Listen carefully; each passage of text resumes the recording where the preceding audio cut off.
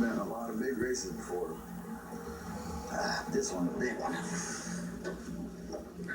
I want to find out who's faster. My strategy all night has been to leave on the arm drop, not go early.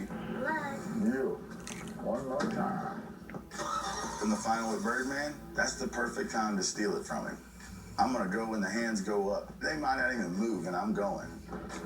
But then I think there's a chance that he's broke, and he could go up there, start it, do a burnout, pull up to the line, and just flat sit there. So that pops in my head. Okay, so now you can't jump.